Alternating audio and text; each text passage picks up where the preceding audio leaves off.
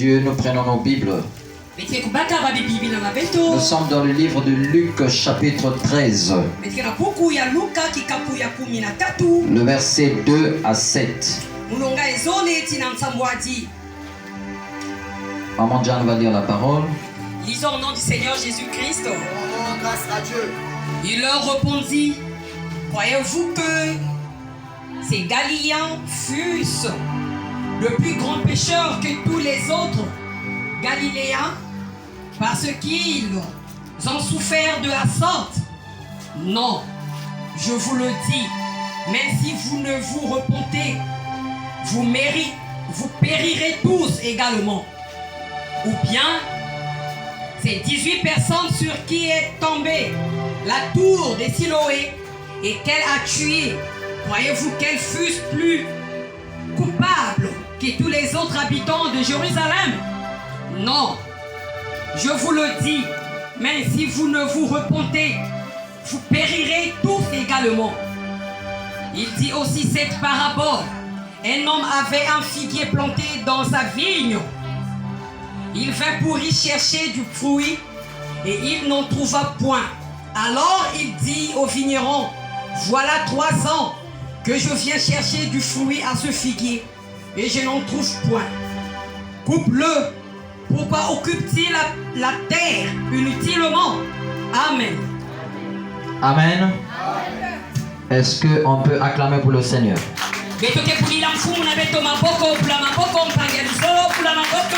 Acclame pour le Seigneur. On va s'asseoir. Le thème de mon message s'intitule « Ne sois pas pressé, ne sois pas complexé dans la vie. Réveille-toi, tu es né pour être grand. »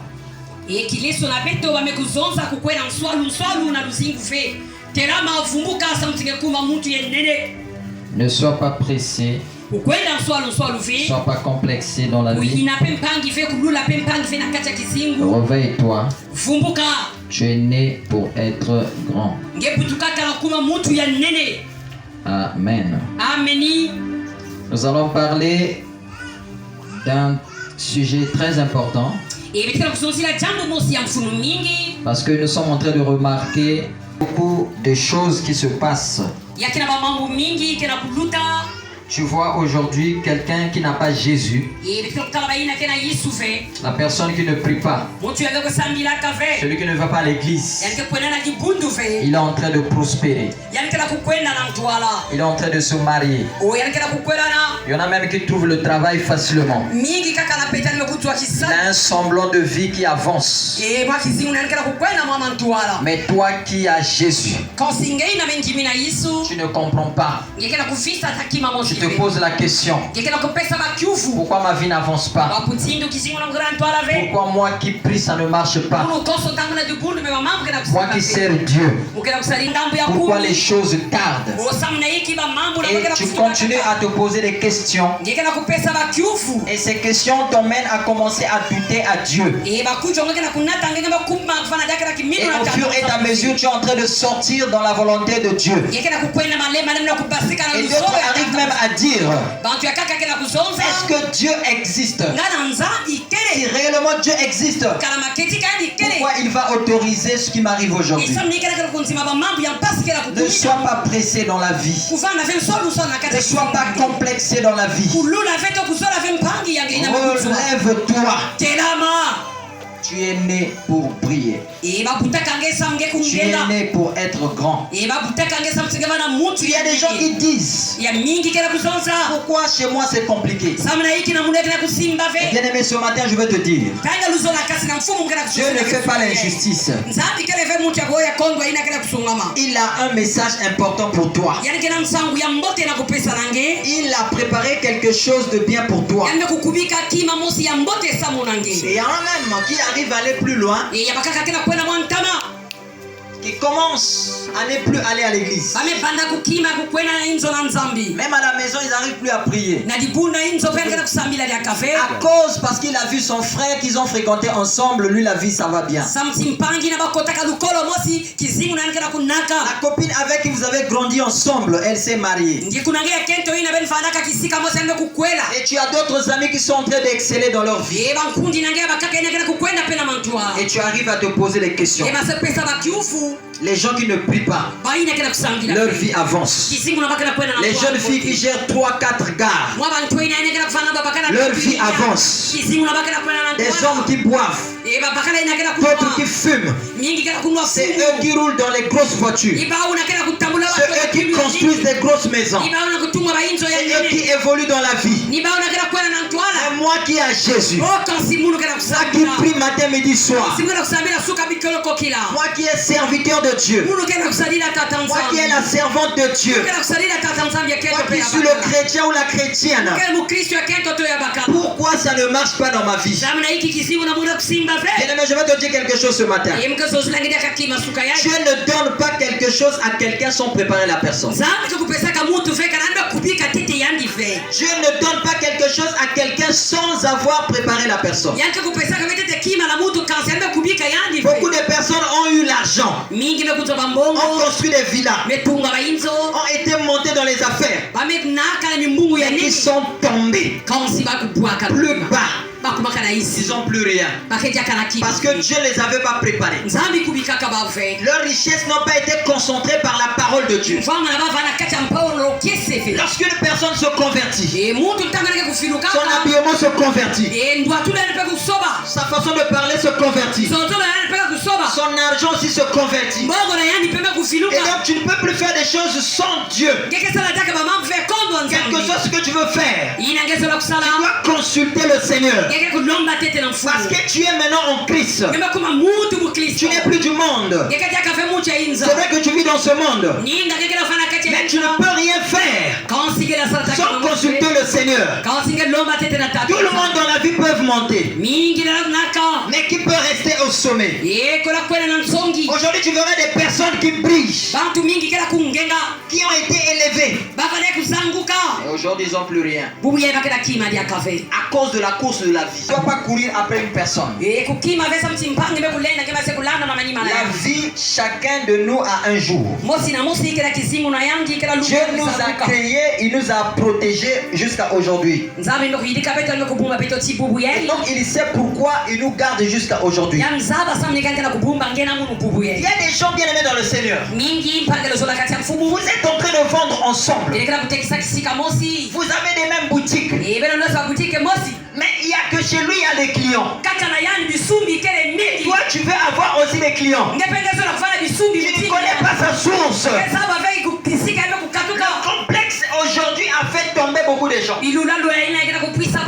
À cause du complexe, beaucoup ont perdu la vie. Tous ceux qui sont à Vinoulou, ils ne sont pas là-bas parce qu'ils ont péché. Il y en a, ils sont là-bas, ils n'ont pas bien marché dans leur vie. Ils ont pressé la vie. Ils ont voulu vite avoir à temps. Alléluia. Et donc tu dois attendre le temps de Dieu. Il est toujours vivant. Quelles que soient les circonstances que tu vis, tu ne dois pas céder. Parce qu'il est ton Dieu. Il sait ce que tu seras demain.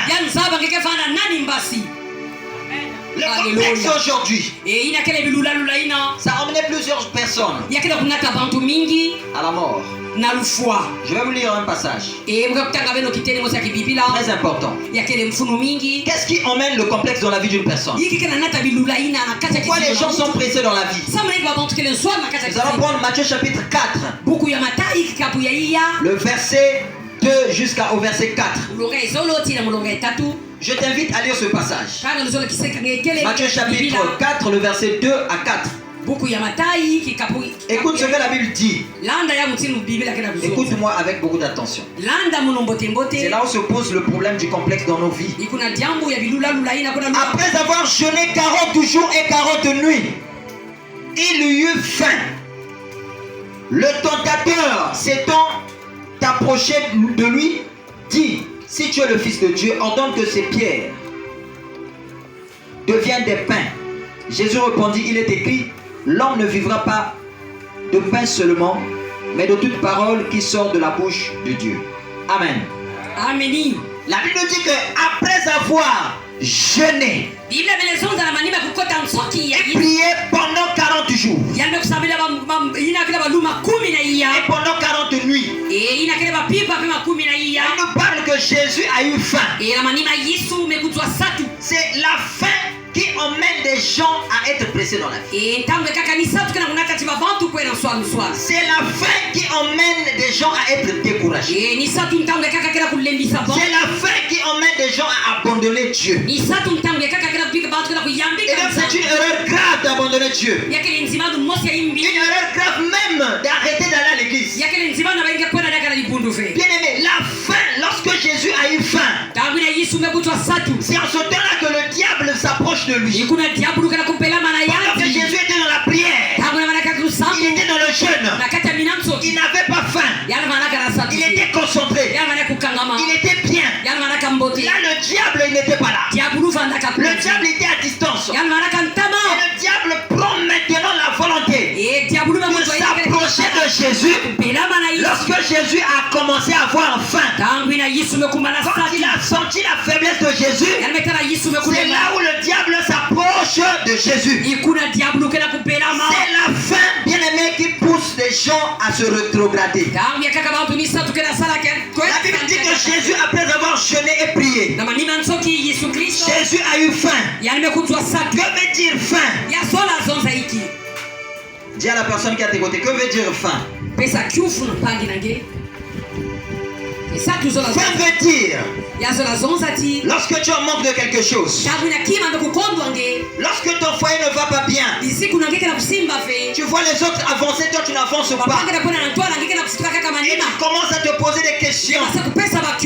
La faim veut dire lorsque tes affaires ne marchent plus et toi tu fais que reculer, et ça commence à te pousser à avoir des mauvaises pensées, et c'est comme ça que le diable va commencer à s'approcher de toi et te voilà te poser des questions. Tu vas commencer à te dire, cela fait 6 mois, les 6 mois sont passés comme ça, une année est passée comme ça, voilà 2 ans qui sont passés comme ça, rien ne marche dans ma vie, rien n'avance dans ma vie, et tu commences à te poser des questions, et le diable vient pour t'attaquer. Il vient pour t'attaquer, il commence à t'attaquer par la pensée, parce que c'est par la pensée qu'il va t'avoir.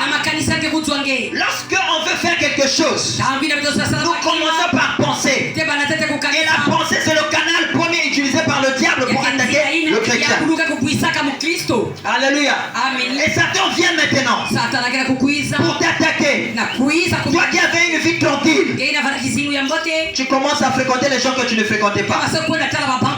Toi qui étais en Christ, tu n'as plus la même volonté. Tu commences à aller en boîte de nuit, tu commences à boire, tu commences à fumer. Tu es maintenant dans les milieux que tu ne fréquentais pas avant. Et te voilà, tu commences à gérer 3-4 gars. Tu deviens une femme infidèle. Tu deviens un homme raté. Et tu as fui l'église. Tu ne vas plus à l'église. Même à la maison, tu n'as plus la volonté de prier. Et le diable est très content, parce que là il t'a saisi. Et qu'est-ce qu'il fait? Il va te distraire pour que le nombre des jours commence à passer. Et de voilà, le temps va commencer à passer. Le temps va commencer à passer. Et l'âge avance. Le temps passe. Et l'âge avance.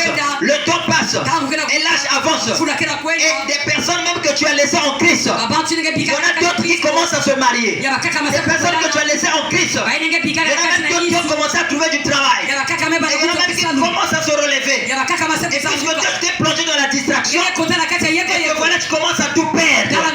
Et ce que Dieu avait prédit à te donner, s'il devait te donner ça en 2023, et cela sera en retard. Ça pourra attendre encore des années à venir. Et te voilà, l'âge sera avancé. Et tu vas commencer à te poser des questions. Voilà, tu vas te dire que si je savais. Bien-aimé, tu dois aller doucement dans la vie. Quand tu n'as pas de sujet dans la vie, tu ne dois pas blaguer dans ta vie. Quand tu n'as personne pour te soutenir, prends ta vie au sérieux. Parce qu'il y a des gens qui ont des soutiens. Il y a des gens qui ont des parents riches. Sa mère elle est riche. Son papa a l'argent. Son oncle a des moyens. Son frère a des possibilités. Et s'il y a un problème, on peut le venir en aide. Mais toi, si tu as un problème aujourd'hui, même quand tu as seulement un problème de 10 000 francs, parfois tu as du mal à t'en sortir. Il n'y a pas des gens qui pourront te venir en aide. Et pour toi, c'est seulement 10 000. Et quand tu regardes derrière, il n'y a personne. Tu regardes devant, il n'y a personne. Tu es à gauche et à droite, il n'y a personne pour te venir en aide. Tu dois prendre ta vie au sérieux. Tu dois arrêter les avortements. L'homme là qui te fait avorter, ça ne serait pas parfois l'homme que vous serez ensemble. Et le jour que Dieu va te donner un homme pour toi-même, quand tu vas commencer à chercher à avoir des enfants, les enfants ne viendront plus. Tu as détruit ta vie toi-même. Tu as détruit ta vie toi-même. Chaque pas dans la vie de toute personne, nous devons assumer notre marche par rapport à ce que nous faisions. Chacun doit être responsable de sa marche. Chacun doit être responsable de sa vie. Alléluia. Si tu ne changes pas tes habitudes, rien ne changera de ta vie. Si tu ne changes pas tes habitudes, rien ne changera de ta vie. Si tu as les mêmes habitudes, tu auras les mêmes résultats. Et si tu as les mêmes fréquentations, tu auras les mêmes problèmes. Alléluia. Tu dois savoir que Dieu a déposé une grandeur en toi. Dieu ne t'a pas envoyé sur la terre pour accompagner les gens. Et d'ailleurs même, quand tu commences une affaire avec une personne, cette affaire avance. Ça montre que tu as une étoile qui brille en toi. Ça montre que tu as de la grandeur. Ce que tu peux faire, tu dois seulement te réveiller cette grandeur qui est en toi. Tu dois arrêter de beaucoup dormir. Réveille ce qui est en toi. Réveille le potentiel qui est en toi. Réveille la qualité qui est en toi. Et c'est ça qui va te faire avancer. Alléluia. Alléluia. Si tu as la grandeur en toi, et que toi-même tu ne réalises pas que tu as la grandeur en toi, tu resteras toujours petit. La grandeur est en toi. Et ça demande le réveil. Il faut que tu te réveilles. Un chien ne peut pas donner un chat. Un chien ne peut pas mettre au monde un chien. Donc ça veut dire que une personne grande en lui peut faire. Toutes les personnes que vous voyez, ils sont grands. Ils sont nés avec des parents qui étaient grands. Bien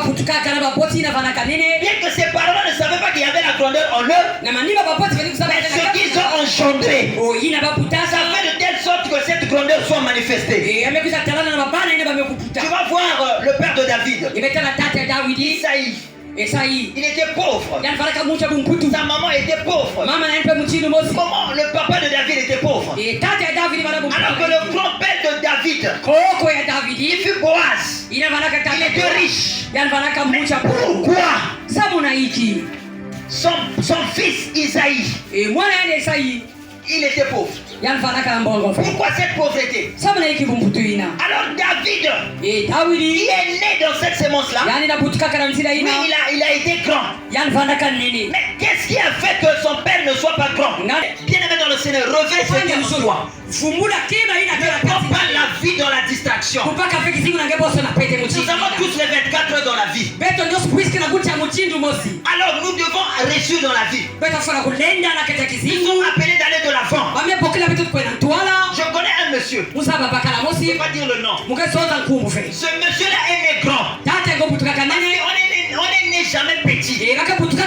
On a la grandeur en nous. Et c'est à toi-même de manifester cela. La grandeur se trouvait en Jésus. Avant même que Jésus puisse naître. Bien que depuis sa naissance, les mages ont vu sa grandeur. La grandeur en toi.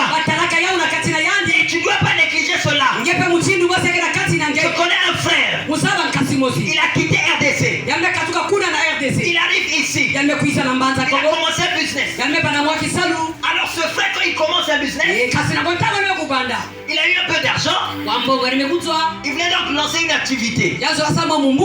Suis-moi avec beaucoup d'attention. Le témoignage que je te donne, ça prouvera que toi tu es grand. Mais tu es en train de servir des gens. Tu dois sortir de la servitude. Parce que la servitude, bien aimé, ne te mènera pas loin. Alléluia. Lorsqu'il est arrivé ici, il a commencé une affaire. Et cette affaire qu'il a commencé, il a eu un peu d'argent. Il croyait en lui. Il sera grand. Il avait la foi. Et alors qu'est-ce qui va arriver?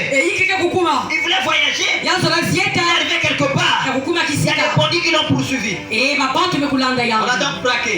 Quand une soeur m'a expliqué cette histoire, je t'assure que ça m'a inspiré. Quand on l'a braqué, on a mis des couteaux. Ces braqueurs, pensant qu'en lui mettant des couteaux, il était mort. Alors qu'il n'était pas mort. Il a fait, c'est comme s'il était mort. C'est-à-dire qu'il a bloqué la respiration. Et ces brigands l'ont lâché. Parce que Dieu avait une destinée dans sa vie. Il ne pouvait pas mourir sans que sa destinée soit accomplie. Donc la mort ne peut pas arriver dans ta vie. Quand tu n'es pas encore PDG, tu ne mourras jamais. Alléluia, dis-moi amen. Et ton frère, il s'est débrouillé à se lancer. Et lorsqu'il arrive quelque part, il y a des gens de bonne volonté qui l'ont pris. On l'emmène à l'hôpital. Et quand on l'emmène là-bas, il y a son ami à lui. Ils ont fait connaissance. Il est venu. Il a ton frère. Parce que son frère est en difficulté. Et lorsqu'il a laissé là-bas, le frère, il est sorti de l'hôpital. Il vient voir son frère. Le frère se dit, ah bon, tu es sorti, gloire à Dieu. Son frère était toujours avec lui. Dans les moments difficiles. C'est lui qui lui donnait à manger. Avec sa femme. C'était devenu sa maison. Il n'avait rien. Il avait 0 francs CFA. Et quelques temps après, son ami dit, je ne peux pas continuer à te loger. Il a pris un peu d'argent. Il lui a donné. Le frère est allé commencer à vendre les tuequets. Et même si tu vends les gombos, Dieu va passer derrière les gombos pour que ton commerce soit élevé. Le commerce que tu fais, au travers de ce combat, Dieu peut te bénir. Il a commencé à vendre les tuequets. Et ça a commencé à aller tout doucement. Et voilà, il commence à se lancer dans des petits business. Il a commencé à faire des petits business. Il a commencé à faire des ferrailles. Il a commencé à vendre des ferrailles. Et il était dans ce business. Il commence à monter. Il commence à monter. Le voilà travailler avec les Indiens. Le voilà travailler avec les Chinois. Dieu l'a béni aujourd'hui. Il est devenu le PDG. Il est devenu élevé. Dieu l'a béni. Il n'a pas touché au magie. Il n'a pas touché à la sorcellerie. C'est Dieu qui élève. C'est Dieu qui bénit. Amen, amen, amen. Dis-moi amen, je vais te parler. Dis-moi amen, je vais te parler. Il n'est plus question que tu travailles pour des gens sans rien gagner. Lorsque tu travailles chez quelqu'un, si lui il avance, toi aussi tu dois avancer. Lorsque tu travailles pour une entreprise, si tu vois que cette entreprise prospère, toi aussi tu dois prospérer. Tu n'es pas né pour accompagner les gens. Tu dois avoir la foi. Le potentiel qui est en toi. Ce que Dieu a déposé en toi. Même si tu fais les nounous, même si tu es ménagère, ne néglige pas ce que tu fais. Mets cela en valeur. Il y a des femmes qui ont commencé des petits boulots. Aujourd'hui, elles sont aux États-Unis. Je connais un monsieur.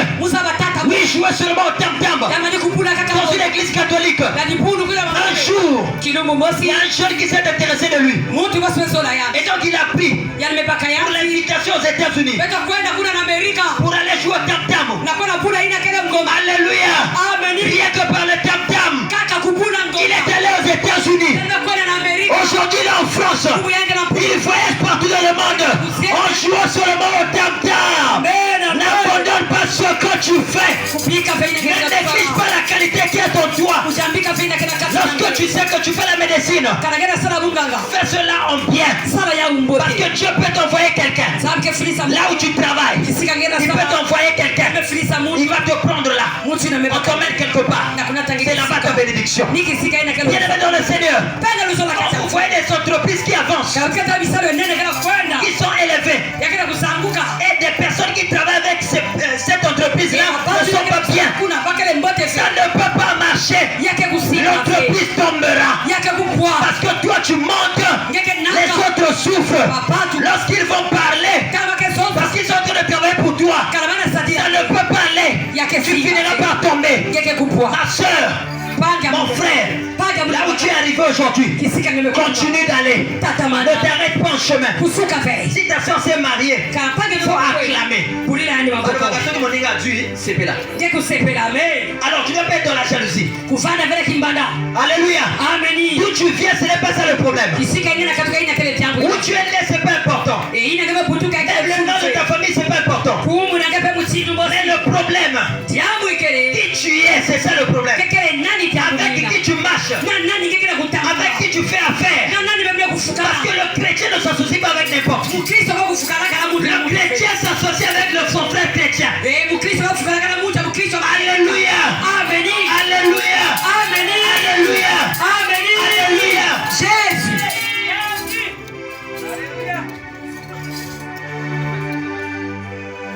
Je vais te dire ceci. Quel que soit ce que tu vis, ne sois pas découragé. Moi, je ne me vends pas moins cher. Jamais. D'ailleurs, quand tu m'appelles, que tu as le crédit. Quand tu me déplaces, je te fixe mes conditions. Alléluia. Amen. Quand tu me déplaces, moi je suis pasteur. Rien que même un autre pasteur veut m'inviter. Il me déplace. Pendant que tu me déplaces pour RDC, il y a des gens qui m'ont déplacé. On me paie le billet avion. Aller-retour. Logement. Alléluia. Amen. Parce que je suis venu travailler. Je ne m'amuse pas. Pendant que je te prêche, les esprits qui sont contre que toi tu n'écoutes pas cette parole. Parce qu'ils ne veulent pas que tu écoutes la vérité. Mais c'est cette vérité-là qui t'affranchira. C'est cette vérité-là qui va changer ta vie. Et ces esprits-là sont contre. Pendant que je prêche, ces esprits veulent me distraire. Pendant que je prêche, ces esprits veulent me combattre. Pour que je meure. Pour que je tombe malade. Après que toi tu n'écoutes pas la parole. Et je vais te dire, bien-aimé dans le Seigneur, même si je meurs aujourd'hui, il y a des enfants qui sont là, que Jésus-Christ va remplacer pour continuer le ministère. Ne te vends jamais moins cher. Ah oui. Je rentre dans les vols. Je ne paye pas. Je te donne des conditions. Tu donnes ça, tu donnes ça. Et puis je viens. Quand tu es malade, moi je viens prier pour toi. Je viens te traiter. Tu vas me déplacer avec Océan du Nord. Est-ce que tu peux déplacer le ministre d'État par Océan du Nord? Non, jamais. Est-ce que tu peux dire un ministre d'État?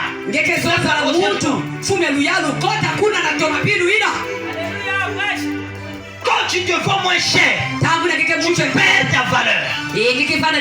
Il faut te valoriser. C'est comme un monsieur. Quand il a abordé une femme, cette femme-là lui a dit: je ne suis pas comme toutes les femmes que tu vois. Je suis né et préparé. On m'a déjà préparé pour le mariage. C'est-à-dire, je ne suis pas là pour m'amuser. Ma soeur, tu n'es pas là pour t'amuser. Tu dois prendre ton corps au sérieux. Alléluia. Alléluia. Parce que tu sais dans la vie, lorsque Lorsqu'on avance dans la vie, Dieu nous met des gens qui vont nous faire avancer. Voici comment ça se passe. Dieu te met à côté de Maman Dia. Et Dieu a dit, pour que moi je sois grand, il faut que je sois à côté de cette dame. Et donc à côté de cette dame-là, par ses énergies, moi je bénéficie beaucoup de choses. Et j'avance, pas seulement par ma capacité intellectuelle, par rapport aussi à ses énergies, en sa présence aussi. C'est pourquoi le chrétien ne s'associe pas avec n'importe qui. Parce qu'il y a des personnes que le diable va t'envoyer pour venir détruire ton avenir, pour venir combattre ta vie, pour venir combattre ta destinée, pour venir détruire ton élévation. Mais je te dis ce matin,